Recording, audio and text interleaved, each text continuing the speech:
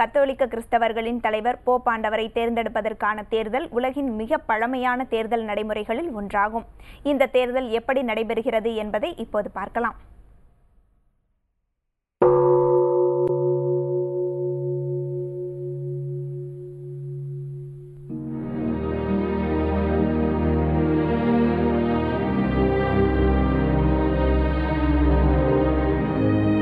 போப்பாண்டவரை தேர்ந்தெடுக்கும் விதிமுறைகளின்படி கத்தோலிக்க மதத்தை பின்பற்றும் எந்த ஒரு ஆணும் போப்பாண்டவராக ஆக முடியும். ஆனால் கடந்த 600 ஆண்டுகளுக்கும் மேலாக சாதாரண கத்தோலிக்கர் போப்பாண்டவராக தேர்வு செய்யப்படவில்லை.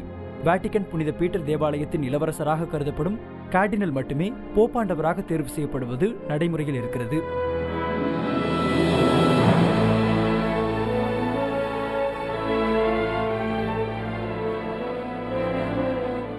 சாதாரண கத்தோலிக்க ஆண் கார்டினல் அந்தஸ்தை பெற வேண்டுமானால் பல படிநிலைகளை கடக்க வேண்டும்.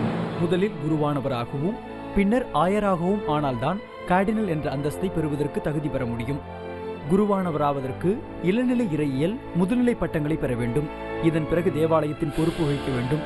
தற்போதைய கணக்குப்படி உலகம் முழுவதும் சுமார் 4 லட்சத்திற்கும் அதிகமான குருவானவர்கள் இருக்கின்றனர். இந்த 115 கார்டினல்களில் 10 பேர் ஆசியாவைச் சேர்ந்தவர்கள். அவர்களில் 5 பேர் இந்தியாவைச் சேர்ந்தவர்கள். இவர்கள் தவிர ஓசியானாவைச் சேர்ந்த ஒருவரும், இத்தாலியைச் சேர்ந்த 28 பேரும், பிற ஐரோப்பிய நாடுகளைச் சேர்ந்த 32 பேரும், வட அமெரிக்காவைச் சேர்ந்த 13 பேரும், லத்தீன் அமெரிக்காவைச் சேர்ந்த 20 பேரும், ஆப்பிரிக்காவைச் சேர்ந்த 11 பேரும் போப் தேர்தலில் வாக்களிக்கிறார்கள்.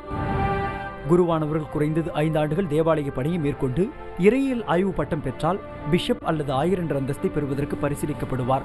இதற்கு போப்பாண்டவருடைய ஒப்புதல் அவசியம்.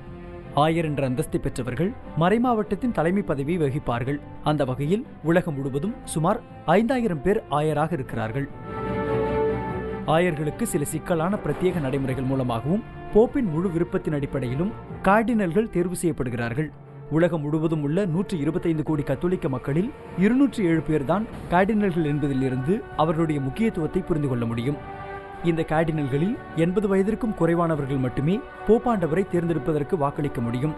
இப்பொழுது நடக்கும் தேர்தலில் மொத்தம் 117 கார்டினல்கள் வாக்களிப்பதற்கு தகுதி பெற்றிருந்தாலும் அவர்களில் 2 வெவ்வேறு காரணங்களுக்காக வாட்டிகனுக்கு வரவில்லை.